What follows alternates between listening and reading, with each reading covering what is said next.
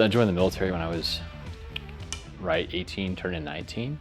It's like you're thrust into fitness at that point. It's kind of like, it's part of the job. You're getting paid to be in shape. So I guess my fitness journey kind of started there. As I transitioned out of the Army, my fitness journey kind of stopped and became a lazy kind of person. It was just like, I started going to college after I got out of the military. And so like, it was just like, had this extra free time that I wasn't used to having and didn't work out.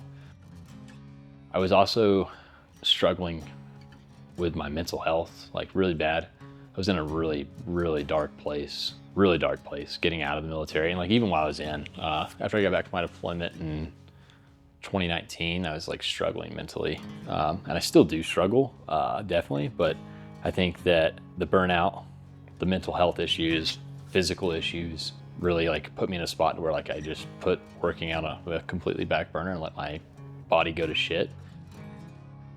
And then my brother-in-law, he was doing CrossFit like heavy, and like I knew what CrossFit was. My wife did CrossFit for 5 years. And so like I dabbled with it with her, like drop-ins and stuff, like never really bit me. I was kind of just so lazy after getting out of the military. I went on my first archery elk hunt with my brother-in-law, and he's like 200 yards in front of me, like a goat.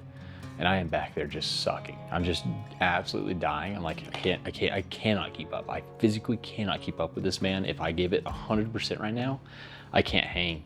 And I was becoming like a liability.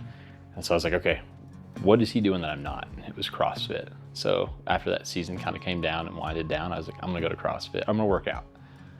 I was like, so I went to like Globo gyms and started doing CrossFit. And I wasn't consistent. I'd go like 2 days a week, 1 day a week, 5 days a week on the occasion, but like saw no change.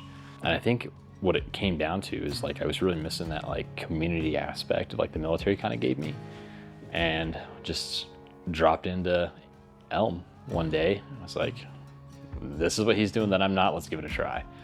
I stopped into like the 8:30 class, and the rest is kind of history. And now he still smokes me on the mountain, my brother-in-law, Dylan, but I can hang just a little bit better every year. And I think what I come to find out now is like, without working out, my mental health's worse. And so like, it's kind of been like I do therapy, but it's like a second form of therapy for me. Like I'm able to get there and like be around decent people. When I first got out of the military, I was having like really bad panic attacks, dude. Like just couldn't function. I couldn't leave this house. The difference in my overall mental health with working out has been insane. It really is. Like it's like I said, it's like a drug. Like if you could put like working out in pill form, people would take it every day. Like it's that good of a drug almost, you know? I think going into CrossFit, I was able to find that community that the military gave me that I didn't have in a Globo gym. I didn't have the discipline to do it myself at the time. And going into like CrossFit ELM, I was able to like find that my 8:30 class is like what I call my family. Like I really do, like that's like second home for me. Like bad day, I go there and like they lift you up when you're down. They push you through workouts, and it's just like, I might not want to work out that day, but I know if I don't, that like Phil is gonna kind of bust my balls the next day or shoot me a text like, hey, where were you this morning?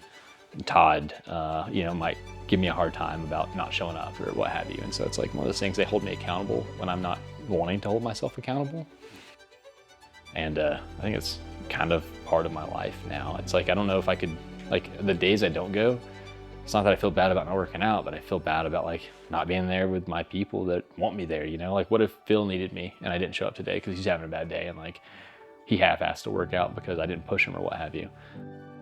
Based on my experience, like me, like I was at rock bottom, suicidal, like ready. I was in a rough place, man. And I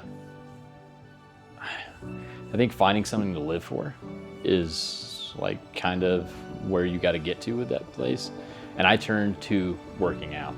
Like it wasn't my intentions. I never was like, I'm gonna work out and it's gonna make me feel better, or I'm gonna work out and it's gonna be my passion or like what I do. I turned to working out because I was sucking so bad, like in a hobby that I enjoyed.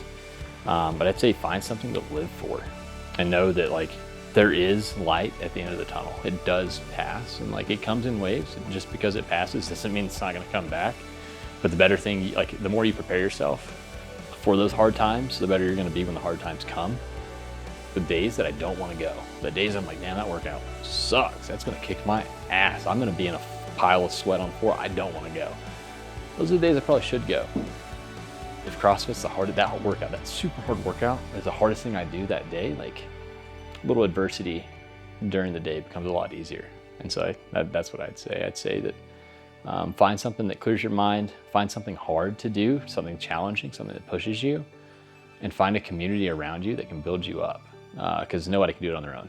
That'd be my suggestion, I guess. That's what worked for me. I've had like a super supportive wife who's just like been my saving grace during my hard times. But like, even then I was struggling, I think surrounding yourself with not just one person, two people, but a community of people that care about you and want you to do better